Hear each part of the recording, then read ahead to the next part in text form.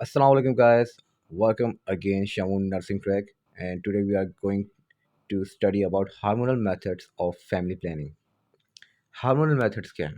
No hormonal method reduces chances of STD. कोई भी hormonal method होता है एसटीडीज के चांसेस हैं वो कम नहीं होते। सेक्सुअल ट्रांसमिटेड डिजीज अगर किसी एक पार्टनर को लगी हुई है तो दूसरे पार्टनर को लाजमी तौर पे वो लगेगी। Methods that prevent the release of an egg, ये वो मेथड है जो प्रिवेंट करते हैं एग को रिलीज होने से और ओवुलेशन नहीं होती। Prevents a fertilize egg from implanting in the uterus, prevents pregnancy. जो फर्टिलाइज एग है, अगर फर्टिलाइज हो गया, स्पर्म्स ने जो फर्टिलाइजेशन हो गई उसके साथ, तो वो यूट्रस लाइनिंग के साथ अटैच नहीं होगा। जो आपकी यूट्राइन लाइनिंग है उसके साथ अटैच होगा ही नहीं, क्योंकि इनफेवरेबल कंडीशन बना देते हैं हार्मोनल मेथड। अब हार्मोनल मेथड में क्या है? हार्मोनल मेथड के तीन मोड्स ऑफ एक्शन होते हैं। तीन तरह से जो हार्मोनल मेथड वर्क करता है। सबसे पहले, make the endometrium less suitable for implantation. जो एंडोमेट्रियम लाइनिंग होती है वो लेस सूटेबल हो जाती है, जो फर्टिलाइज ओवम होते हैं उसके साथ आके इम्प्लांट होता ही नहीं है। दूसरा मेथड है आपका थिक सर्वाइकल म्यूकस मेथड। आपकी वेजाइनल कैनाल है, इसमें जो म्यूकस होता है वो इतना थिक हो जाता है, इतना गाढ़ा हो जाता है कि जो स्पर्म्स की पेनिट्रेशन है वो इनहिबिट हो जाती हैं। फिर है इनहिबिट ओव्यूलेशन। आपको जो ओव्यूलेशन का प्रोसेस है, जो फेस है आपका मेंस्ट्रुअल साइकिल का, वो कंप्लीट हो ही नहीं पाता, एग रिलीज हो ही नहीं रहा। तो no egg, no conception, nothing. Hormonal method of family planning. Hormonal methods of family planning में these methods contain hormones, hormones होते हैं कॉल एस्ट्रोजन एंड प्रोजेस्टिन। इसमें क्या क्या आते हैं? एस्ट्रोजन आता है, प्रोजेस्टिन आता है। That are similar to the oestrogen and progesterone a woman makes in her own body. ये सिमिलर होते हैं जो वुमन जो है खुद की बॉडी में जो है बनाती है, जिनकी मतलब वुमन की बॉडी में जो मेन हार्मोन जो है प्रोड्यूस होते हैं हाई अमाउंट में, वो एस्ट्रोजन प्रोजेस्ट्रोन ही है। मगर आर्टिफिशियली अगर इसको जो हम अगर लें, वो होते हैं oestrogen and progestin. It includes oral pill. Oral pills होती हैं जो हमारे को रोज़ जो है क्या नाम है कंज्यूम करनी पड़ती हैं। प्रोजेस्टिन ओनली पिन, प्रोजेस्टिन से मुराद के प्रोजेस्ट्रॉन का, जिसमें जो प्रोजेस्ट्रॉन का पाया जाए। कंबाइन ओरल पिल, दोनों जो है प्रोजेस्ट्रॉन एंड एस्ट्रोजन दोनों। ईसीपी या फिर इमरजेंसी कॉन्ट्रासेप्टिव पिल, ये वो पिल होती है कि इंटरकोर्स के बाद अगर खा ली जाए तो कंसीव नहीं होता child. Injectable contraceptives given every few months. Injectable contraceptives दिए जाते हैं। प्रोजेस्टिन जिसमें आता है, पेस्टिन injectable contraceptive, CICs। Combine injectable contraceptive, CICS। ये जो है दो क्या नाम है आपके इंजेक्टेबल कॉन्ट्रासेप्टिव होते हैं। फिर आते हैं सब डर्मल इम्प्लांट्स, जिनको नॉर प्लांट और इम्प्लान ऑन कहा जाता है। सब डर्मल इम्प्लांट्स में क्या है? Put into women's arm and last for several year. Women के आर्म के जो है सब डर्मस वाले एरिया में इंसर्ट किया जाता है और काफ़ी जो है अरसे तक ही जो है वहीं पे रहते हैं। यहाँ पे सबसे पहले हमारे को दिखाया जा रहा है हार्मोनल मेथड में जो है पिल्स आ रही हैं। नेक्स्ट में जो है इंजेक्टेबल्स आ रहे हैं। थर्ड में आ रहे हैं हमारे इम्प्लांट्स, जिसमें नॉर प्लांट्स और इम्प्लांट लोन दोनों हैं। नेक्स्ट स्लाइड में combined hormonal contraception CHC. Combined hormonal contraception contains a combination of two hormones, a synthetic estrogen and progesterone. Combine hormonal contraception जो होते हैं इसमें दो हार्मोन आते हैं, एक है एस्ट्रोजन, एक है progesterone. CHC come in different forms. CHC जो डिफरेंट फॉर्म्स में आती हैं, pills, transdermal patch and vaginal rings. इन तीनों में क्या होता है, ये हार्मोन के ऊपर जो है इम्पैक्ट लेकर आते हैं। पिल्स भी हार्मोन के ऊपर इम्पैक्ट लेकर आती है। ट्रांसडर्मल पैच जो होते हैं ये भी हार्मोन्स के ऊपर इम्पैक्ट लेकर आते हैं। वेजाइनल रिंग्स भी जो हार्मोन्स जो होते हैं इम्बैलेंस होते हैं। जब हार्मोन्स इम्बैलेंस होंगे तो बॉडी के अंदर चेंजेस जो आ रही हैं उसके ऊपर भी इम्पैक्ट आएगा। Combined oral contraceptive pills (COCP). Some contain estrogen, progestin or mix of other hormones depending on the pills. कुछ में एस्ट्रोजन होता है, कुछ में प्रोजेस्टिन होता है, कुछ में दोनों होते हैं। ये पिल के ऊपर डिपेंड करता है कि कौन सी पिल में क्या चीज़ है। The pill is 91 to 99% effective at preventing pregnancy. 91 से लेकर 99% इफेक्टिव होती है, जिसमें प्रेगनेंसी जो होती है प्रिवेंट हो जाती है। प्रिस्क्राइब बाय डॉक्टर्स, ये डॉक्टर्स की प्रिस्क्रिप्शन के ऊपर ली जाती है। COCPs should be taken on first day of the cycle. आपके साइकिल का जो पहला दिन होता है फीमेल्स की, उनमें पहले दिन लिया जाता है एट रफली the same time each day. और उसी सेम टाइम पे अगर रात को 9 बजे कंज्यूम हो रहा है तो नेक्स्ट डे भी रात के 9 बजे होना चाहिए। Pills taken at the same time each day, same time लेना चाहिए once a day for 3 weeks, दिन में एक मरतबा 3 हफ्तों तक। No pill fourth week, will get menstrual period. चौथे हफ्ते ये पिल आपको कंज्यूम नहीं करनी, क्योंकि उस डे या उस वीक जो है मेंस्ट्रुएशन पीरियड स्टार्ट हो जाएगा। कंबाइंड ओरल कॉन्ट्रासेप्टिव पिल्स, इसमें पहले दिन से लेके 21 दिन तक तो वाइट टैबलेट्स हैं। 22, 23, 24, 25, 26, 27, 28 इसमें हार्मोन्स नहीं होते, क्योंकि ये वो वीक होता है जिसमें मेंस्ट्रुएशन पीरियड स्टार्ट हो जाता है। इसमें सिर्फ फॉलिक एसिड होते हैं, विटामिन्स होते हैं, या आयरन की जो है मिकदार होती है, जिसमें वुमेन अगर उस टाइम कंज्यूम करे, उसको याद रहे भाई, एक आदत बन जाती है, ताकि साथ में इन दिनों भी जो है खाती रहे, ताकि अगर पीरियड्स के बाद दोबारा से स्टार्ट करनी है कंट्रासेप्टिव पिल्स तो इसलिए ईजी रहे, उनकी जो रूटीन बनी हुई है वो रूटीन ख़राब ना हो। The emergency contraceptive pill (ECP), also known as the morning pill and postcoital contraception, morning pill भी कहा जाता है और साथ में इसको पोस्टकॉइटल कॉन्ट्रासेप्शन भी कहा जाता है। It is use after intercourse has taken place, जैसे ही इंटरकोर्स हुआ उसके बाद फ़ौरन लेना है। एंड बिफोर इम्प्लांटेशन हैज़ अकर, या फिर इम्प्लांटेशन से पहले, जब ओवम होता है यूट्रस के साथ अटैच ना हुआ। The ECP is taken after unprotected sex within 72 hours। ECP जो है अनप्रोटेक्टेड सेक्स से पहले लेना है, 72 आवर्स से पहले। इससे मुराद 3 दिन होते हैं, 3 दिन के अंदर अंदर जो है ECP आपको कंज्यूम करनी है। इफेक्टिवनेस डिक्रीजेज आफ्टर 24 आवर्स, मगर इसकी जो इफेक्टिवनेस होती है, जितना इसने अफेक्ट करना है बॉडी के ऊपर, 24 घंटों के बाद डिक्रीज होना शुरू हो जाती है अगर पिल ना ली हो। Emergency contraception should only be used after no birth control was used। ये तभी लेनी चाहिए अगर आप साथ में कोई बर्थ कंट्रोल पिल यूज़ नहीं कर रहे ड्यूरिंग सेक्स, और if the birth control method fail such as if a condom broke, या फिर बर्थ कंट्रोल मेथड फेल हो जाए और किसी वजह से जो स्पर्म्स हैं वो यूट्रस तक पहुंच जाए। कॉन्ट्राइंडिकेशन ऑफ कॉन्ट्रासेप्टिव्स, कौन कौन सी ऐसी कॉन्ट्राइंडिकेशन है जिसमें जो कंसेप्टिव जो पिल्स होती हैं वो नहीं दी जाती। The pills are not suitable for women who have a history of or suffering from any of the following disease, ऐसी ख्वातीन जिनकी कोई हिस्ट्री हो या किसी चीज़ से वो सफ़र कर रही हैं, किसी डिजीज़ से। माइग्रेन हेडेक हो गए, हाई ब्लड प्रेशर हो गया, pregnancy, breast lumps, cancer, abnormal unexplain vaginal bleeding, DVT deep venous thrombosis जिसे कहा जाता है, आईएचडी, आईएचडी मतलब ischaemic heart disease and valvular heart disease, epilepsy or cerebral stroke, fibroid tumour and blood disorders. इन सब conditions अगर हों तो इसमें जो है कॉन्ट्रासेप्टिव पिल्स नहीं दी जाती। Advantages and disadvantages of contraceptive pills, कौन कौन से एडवांटेजेस हैं, कौन से डिसएडवांटेजेस हैं। एडवांटेजेस में देखते हैं, if taken regularly and correctly it is an almost 100% reliable contraceptive. अगर ये रेगुलर यूज़ की जाए, इस्तेमाल की जाए, तो ये 100% रिलायबल है कि जो बेबी है वो कंसीव नहीं होगा। ईज़िली रिवर्सिबल हो जाता है, रिटर्न हो जाता है कि अगर बाद में जाके ये ख्वाहिश हो कि बेबी हो, तो ये मेथड ईज़िली रिवर्सिबल होता है। रेगुलेट्स पीरियड, पीरियड्स में जो इसमें रेगुलेट होते हैं। रिड्यूस और एलिमिनेट पीरियड पेन, अगर पीरियड पेन बहुत ज़्यादा होता है तो वो भी इसमें कम हो जाते हैं। Periods are shorter and less heavy, periods छोटे हो जाते हैं और ज़्यादा तवील नहीं रहते। Sometimes the facial skin becomes clear and acne is improve, जाहिर सी बात है जब एस्ट्रोजन प्रोजेस्टेरोन के लेवल को बरकरार होगा तो ज़्यादा फेशियल जो स्किन में जो एक्ने आती है वो भी नहीं आएगी। ईजी टू यूज़, आसानी से यूज़ कर सकते हैं। डिसएडवांटेजेस क्या हैं, इट नीड्स डेली एफर्ट्स, रोज़ की इसमें तकलीफ़ होती है कि गोली खानी पड़ती है, अक्सर भूल जाए तो फिर से डेली से यूज़ करना पड़ता है। The pill is contraindicated in certain health condition, contraindicated होती है जैसे बीमारियाँ पीछे हमने पिछली स्लाइड में पढ़ी थी, डीवीटी हो गई, माइग्रेन हेडेक्स हो गए, हाई ब्लड प्रेशर हो गया, इन सब जो है डिजीज़ में नहीं दे सकते। For a very small number it is risky to take pills, बहुत कम मिकदार में, मतलब काफ़ी कम परसेंटेज में ये एक तरह से रिस्की प्रोसेस है। एक हार्मोनल पिल लेना बहुत ज़्यादा रिस्की होता है, क्योंकि ज़रा से हार्मोन डिसबैलेंस हो जाए तो ये काफ़ी टाइम लेते हैं इसको वापसी रिकवरी में। It does not protect against STDs and AIDS, ज़ाहिर सी बात है इसमें कोई प्रोटेक्शन नहीं मिलती एसटीडीज़ से एंड एड्स से। Combined hormone transdermal patch, combined hormone transdermal patch क्या होते हैं। The regimen is same as for COCP, ये जो रेजिमिन होती है बिल्कुल सेम होती है, मतलब कि ये प्रोसेस सेम होता है COCP से। COCP क्या, combined hormonal contraceptive. I 21 days of application followed by 7 days, 21 days तक जो है इसको यूज़ करना है और 7 डेज को जो है छोड़ देना है, जो जो पीरियड्स के मेंस्ट्रुएशन डेज होते हैं। The patch is 91 to 99% effective eight preventing pregnancy, ये जो पैच होता है 91 से लेकर 99% तक इफेक्टिव होता है। It release hormone progestin and oestrogen into the blood stream, यह हार्मोन एस्ट्रोजन और प्रोजेस्टिन को रिलीज करता है। You put on a new patch once a week for 3 weeks, आपको जो है न्यू पैच अप्लाई करना है हफ्ते में एक बार 3 हफ्ते लगातार। ड्यूरिंग द फोर्थ वीक, चौथे हफ्ते में, you do not wear a patch, आप पैच को नहीं पहनेंगे। You can have a menstrual period, क्योंकि उस दौरान जो है आपका मेंसेस का साइकिल स्टार्ट हो जाता है।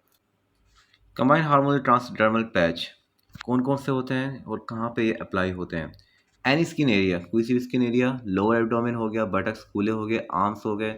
साइड काउंटर इंडिकेशन कहाँ पे नहीं लगाना? Breast. Combined hormonal vaginal ring, vaginal ring जो है आपके सर्विस के ऊपर लगाई जाती है ताकि जो हार्मोन्स है वहाँ पर रिलीज हों और इम्पैक्ट लेकर आएँ। The birth control ring releases the hormones progestin and estrogen, दो hormone progestin and estrogen release होते हैं। It is worn in vagina for 21 days followed by 7 day hormone free interval, 21 दिन तक ये यूज़ होता है और 7 डेज जो होते हैं वो मेंस्ट्रुअल पीरियड्स के होते हैं। It is 91 to 99% effective eight preventing pregnancy, 91 से 99% इफेक्टिव होते हैं ताकि प्रेगनेंसी नहीं हो। Ring goes inside vagina up around your cervix, ring जो है वेजाइना के अंदर इंसर्ट की जाती है और सर्विक्स के इर्द गिर्द जो होती है अटैच कर दी जाती है। You wear the ring for 3 weeks, 3 हफ्ते तक रिंग जो है पहनी जा सकती है। Take it out for the week you have your periods and then put in a new ring, जो पीरियड्स आए तो रिंग को उतार दिया जाए और पीरियड्स के बाद एक नई रिंग को वेयर कर लिया जाए। This method does not protect you from HIV and other STDs, ये मेथड जो है आपको STDs और HIV से नहीं बचा सकता।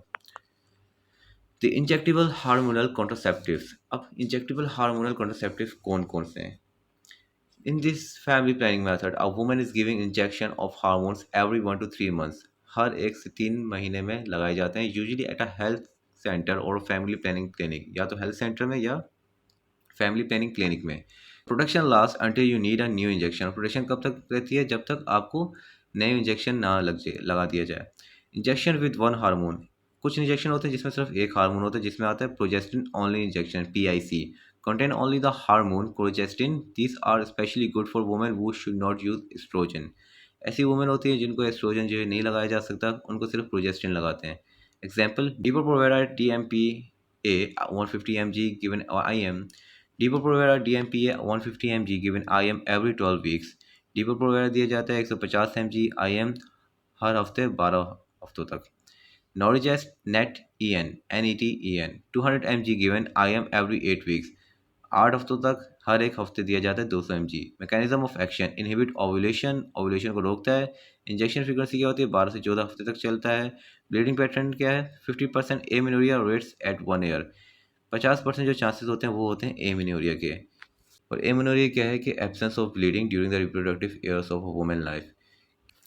फिर आ जाते हैं हमारे इंजेक्शन विद टू हार्मोन्स, वो इंजेक्शन जिसमें दो हार्मोन्स हों। Combined injectable contraceptive, CICS, contain both oestrogen and progestin, दोनों हार्मोन होते हैं oestrogen and progestin.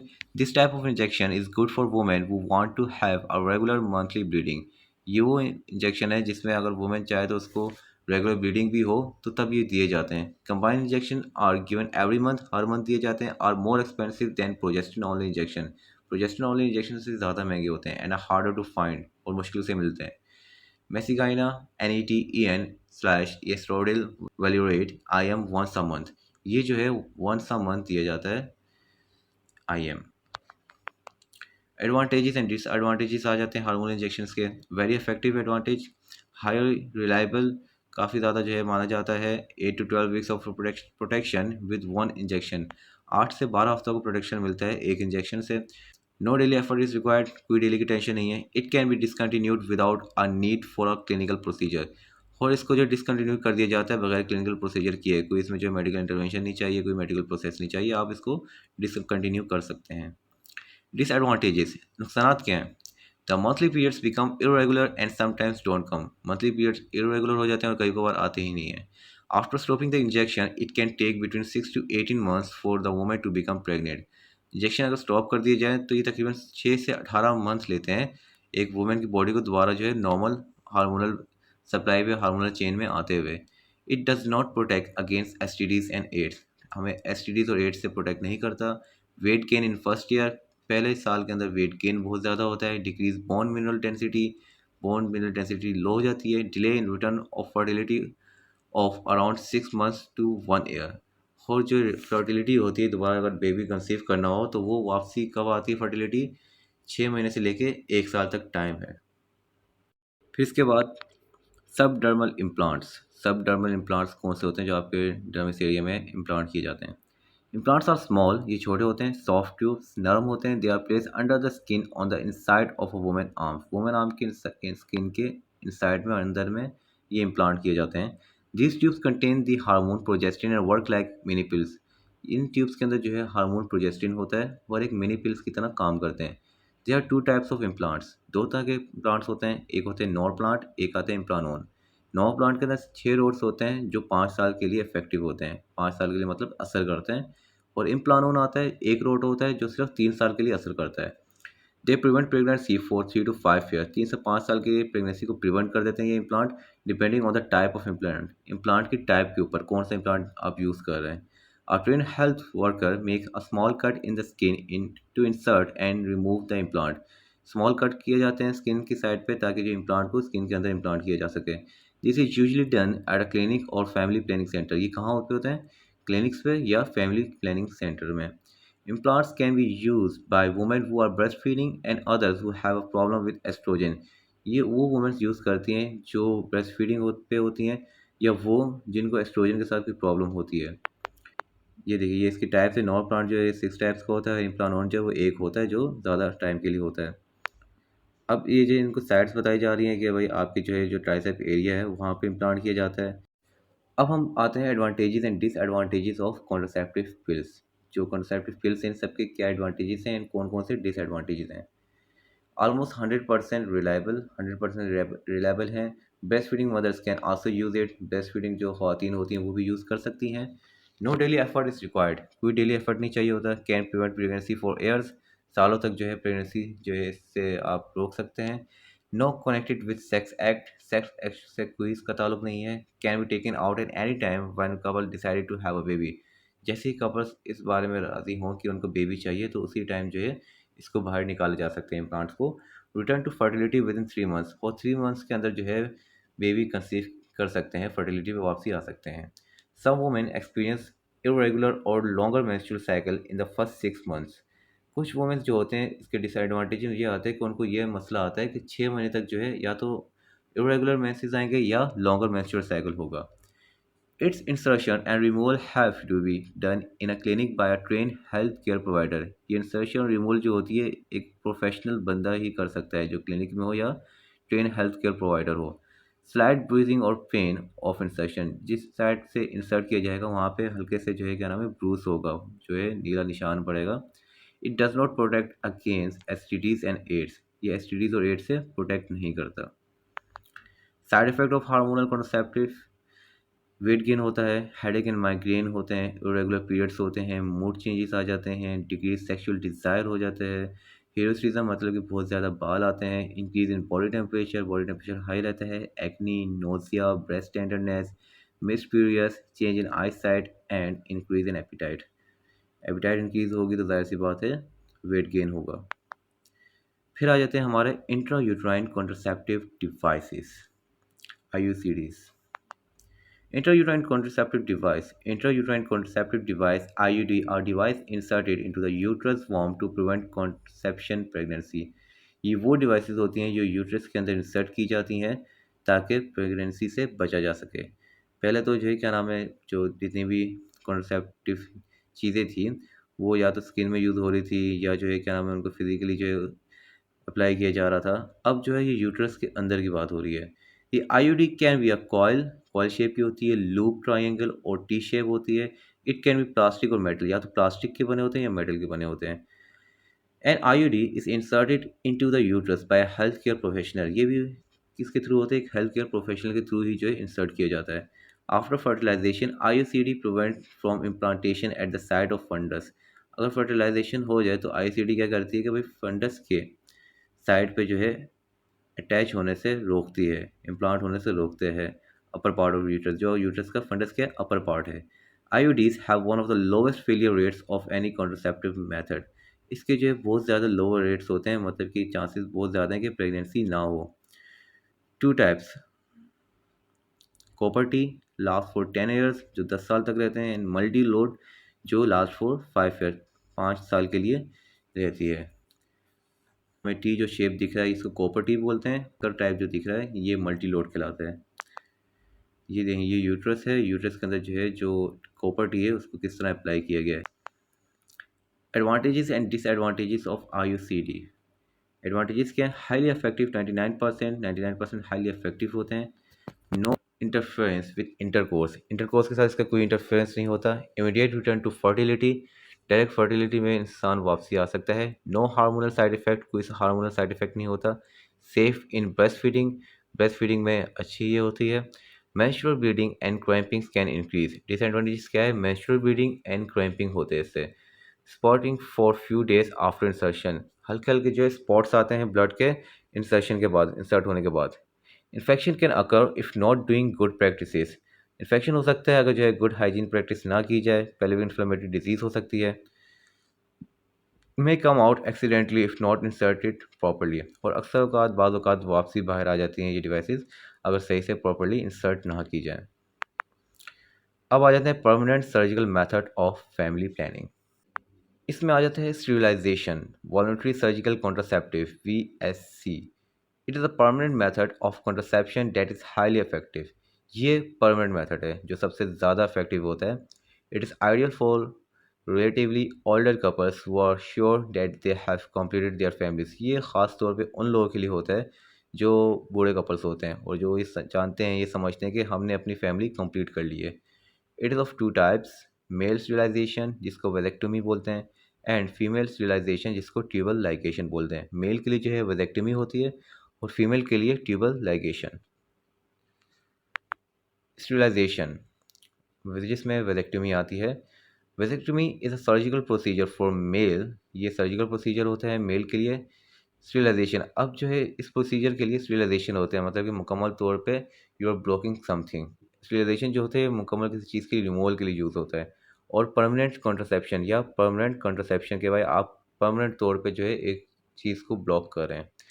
During the procedure, इस प्रोसीजर के दौरान the male vas deferens are cut and tied or sealed so as to prevent sperm from entering into the urethra and thereby prevent fertilization।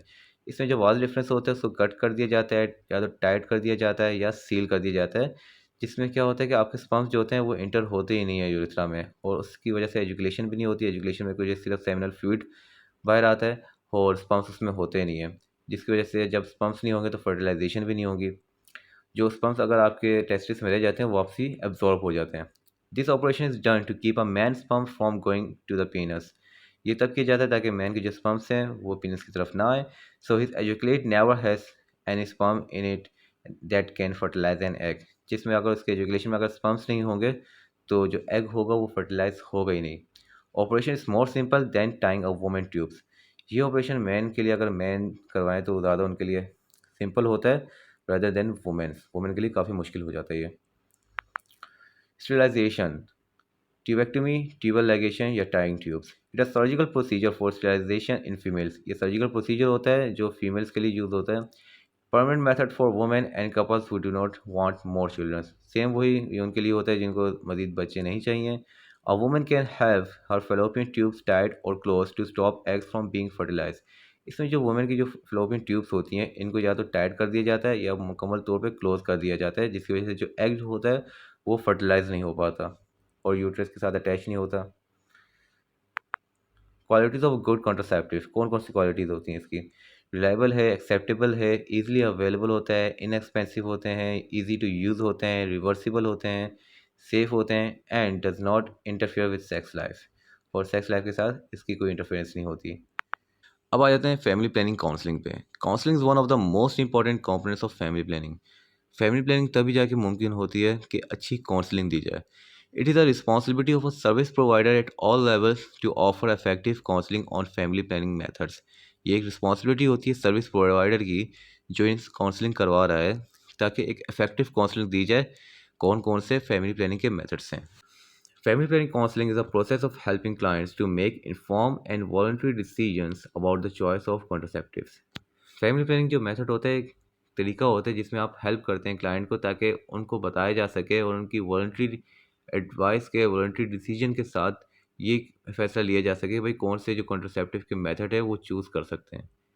The role of family planning counselling is to support a women and her partner in choose the method of family planning that best suits them.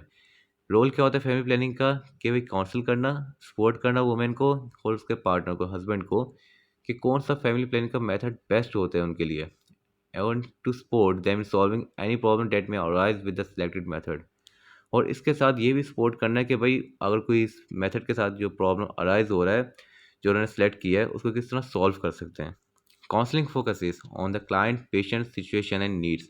Counselling किस चीज़ पे focus करती है कि client की कौन सी situation है और कौन सी उसकी नीड है, उस हिसाब से उसके फैमिली प्लानिंग दी जाती है, उस फैमिली प्लानिंग का मेथड बताए जाते हैं।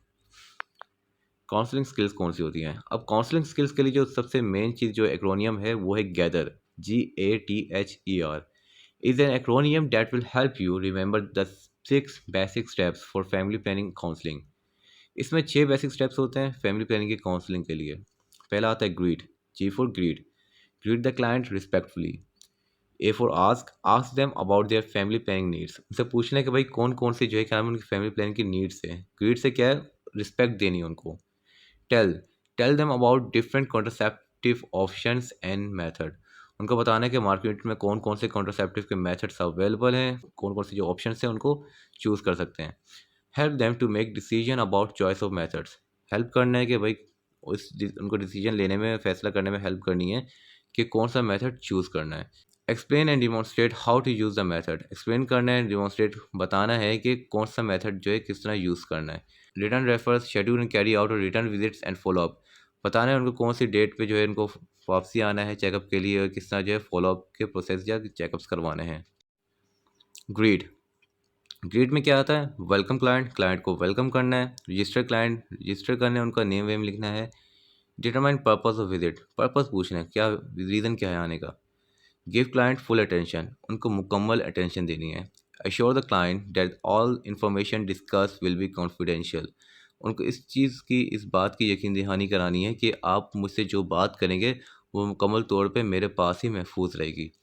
आस्क, अब आस्क में क्या है, ask client about her his need, पूछने उनसे भाई उनकी नीड्स क्या हैं, क्या क्या वो चाहते हैं क्या नहीं चाहते हैं। Access what the client knows about family planning methods, ये चीज़ जानने की कोशिश करनी कि भाई फैमिली प्लानिंग के मेथड्स के वो बारे में वो जानते हैं या नहीं जानते। Ask the client if there is a particular method he is interested in, he she interested in, उनसे पूछने का भाई कोई ऐसा मेथड जो आपको मालूम है उसमें आप इंटरेस्टेड हैं या नहीं। Discuss any client concern about risk versus benefits of modern methods, discuss करने हैं क्लाइंट के साथ कि भाई कौन कौन से रिस्क होते हैं और कौन कौन से बेनिफिट्स होते हैं अगर जो मॉडर्न मेथड वो अडॉप्ट करना चाह रहे हैं उसके साथ। टेल, बताना है क्या, tell the client about the available method, कौन से अवेलेबल मेथड जो हैं अवेलेबल हैं। Focus on methods that most interest the client, उस चीज़ पे फोकस करना है जो क्लाइंट को इंटरेस्ट दे रहा हो।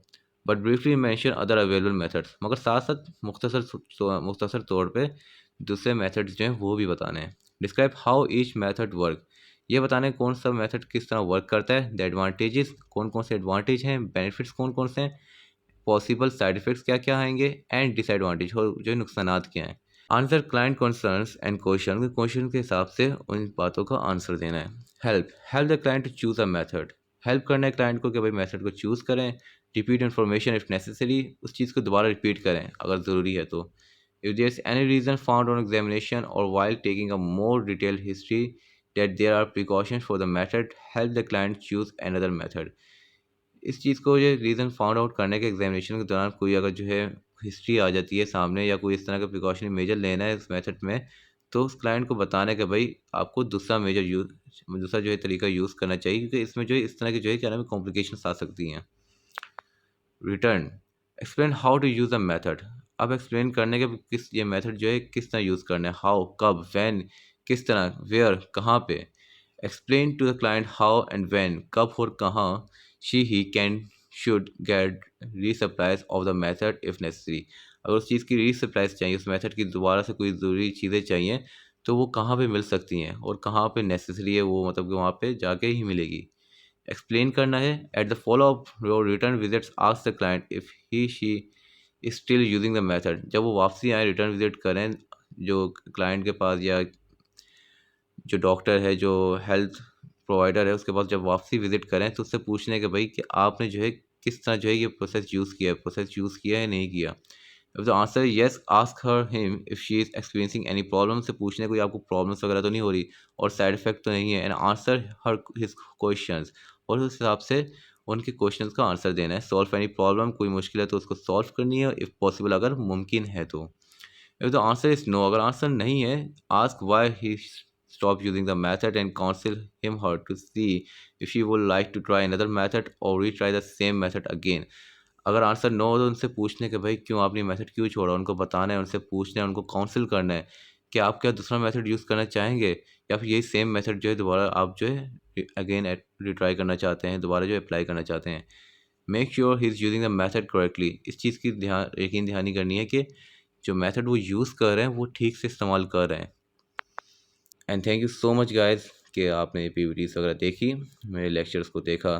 मैंने कोशिश की है कि मैं नॉर्मल जे ले लैंग्वेज यूज़ करूँ, जैसे एक स्टूडेंट से बात करता है, उसको समझाता है चीज़ें। आहिस्ता आहिस्ता वीडियो की क्वालिटी या वीडियो की ऑडियो वगैरह को मैं इम्प्रूव करने की कोशिश करूँगा, मगर तब तक के लिए you guys have to support me.